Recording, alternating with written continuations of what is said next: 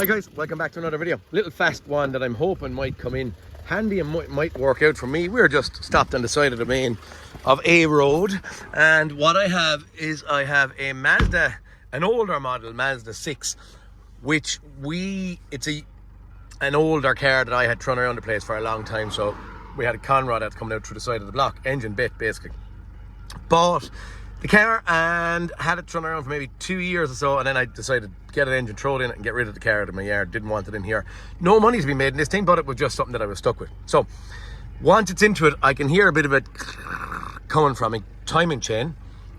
Maybe I should have put a timing chain into it, but I didn't have enough money involved or to be returned out of it or any of this crack, and I didn't know the condition of the timing chain on the engine that I bought. So what I have done is I got an apprentice of mine to stick an engine into it. Okay, once she's up and running, I can hear that little bit of jingle. I'm not putting a timing chain into it, but I do have that. Okay, that glow plug, or sorry, that DPF light flashing is, I'm hoping, what we're going to be able to reset by doing a little fast. Did I do this? Well, I'm just going to show you. I have a P1336 fault. You wish to retry? Yes. Yes. I know I'm kicking maybe yokes and stuff when I'm getting in and out of here. You kind of just have to trust me on the P1336 fault, okay? Because this might take longer than the video is worth. Anyway, what I'm doing, and I have Alan on speed dial on my phone there. Where am I looking for fault codes?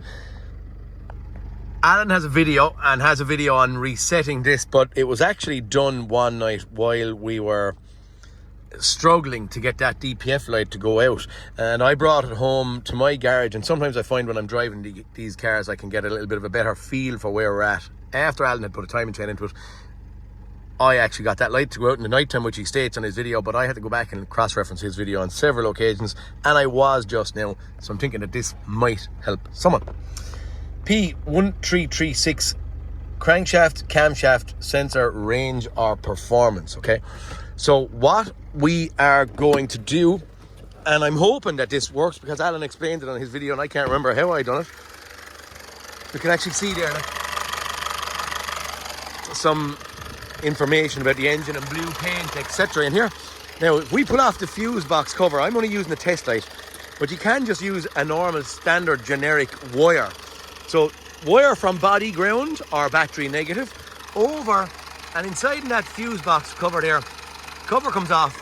In that little square on the right hand top tab, I'm going to use this, and it is only a lead. There's a light bulb in it, but it is only just a contact point between the ground and that pin. I'm going to put that in there. We'll leave it sit in there, okay? Into the right hand top pin in there. Then I'm going to come around and I'm going to, what we believed in here, Autodata was telling us to press the accelerator a couple of times, but we're going to press the brake and the clutch. And Alan said leave it off. I think we have to do that 5 times. 1, 2, 3, 4, 5. What I basically want, I'm after doing it 6 times there anyway. And it still didn't work for me there. Now here's me struggling on this again. So I'm going to fast have to check out and see why the heck can I not get this to reset. This is my first time trying it here, but there is something amiss at this point in time. I'm doing it wrong, hence the video. Let's go again. I turned off the car, I started the car, maybe with that test light in there. Maybe that done something, cycling the key on and off. I had the car running there. And once I done that and I gave my clutch and brake pedal 5 presses consecutively or together, you know, I got my glow plug light to flash, but my DPF light has not gone off there as of yet. The struggle is real, guys. Now I do know, and I did see that I thought we didn't have great oil pressure there, but see the oil light, the way it's kind of flickering. Okay, car is up and running again.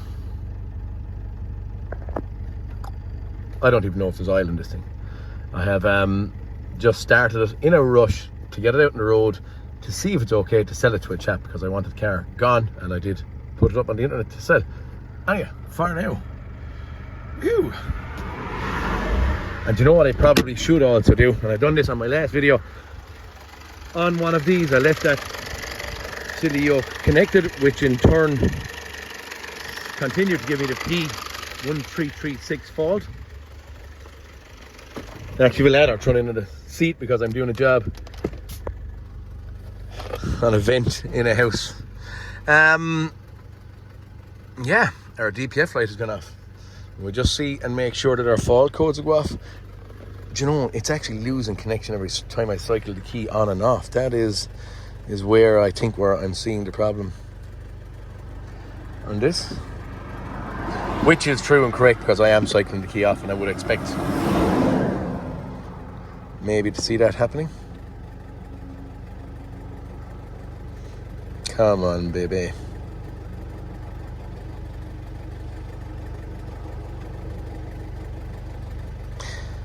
That's kind of a slow burner, isn't it? Anywho, look, I have our DPF light gone off. I'm going to get on my cover. We'll reconnect, clear our faults, see what it's staying on. The reason I was mentioning oil pressure there when I cranked it and I saw the oil light flash once or twice, could, if a car was lower in oil pressure, not keep the tensioner, you know, locked solid. They're usually oil pressure or hydraulic detentioners, and could that then in turn give us this thing is doing something weird. I could have kicked out my leg when I was getting in and out. But anyway, for now I'm going to reassemble. I'm going to show you fault codes. We're going to try and clear them, see will it go away. It would not go away at all, okay?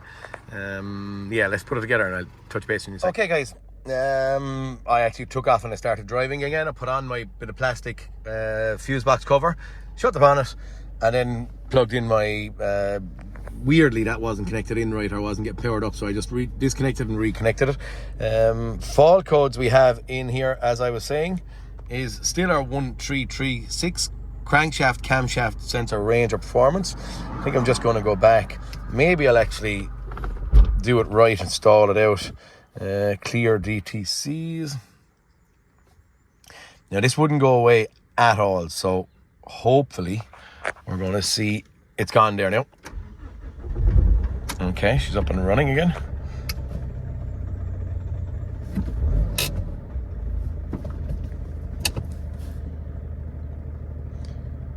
We'll do maybe I'm actually going to continue on. So we have 157,042 miles.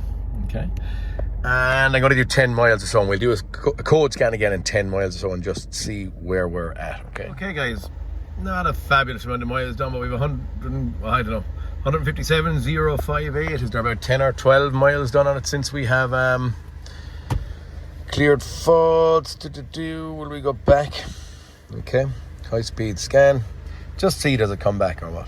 Now I'm not saying that we don't have a timing chain needed in this car, or at least a stretch timing chain, but do we have an engine, we'd say, that just has a timing chain in a differing position? There's a bit of jingle coming from it, but is it in a different position, which in turn would make the preset or the pre-arranged cam crank correlation different than what it is now? So basically all we're relearning is, if we should have, in a very simplistic form, if we should have a camshaft signal and a crankshaft signal, and we'll suggest, like a clock, we'll say 6 o'clock, 12 and 6, boom, they happen together. Whereas if the chain stretches a little bit, what you'd kind of have is maybe 6, i.e. our crankshaft, the smaller hand, would be on 6, where the bigger one would either be before it, before it would be at that side, wouldn't it? Before it or after, but generally when the chain would stretch, it would go to after it. So you'd get boom, 6 o'clock or the crankshaft, and then boom, a bit later with the camshaft. So by relearning it, what we're doing is basically telling the car, that's okay. That's what we're doing basically. We have Mr. Marvel, if you can see him, his head popped up back there.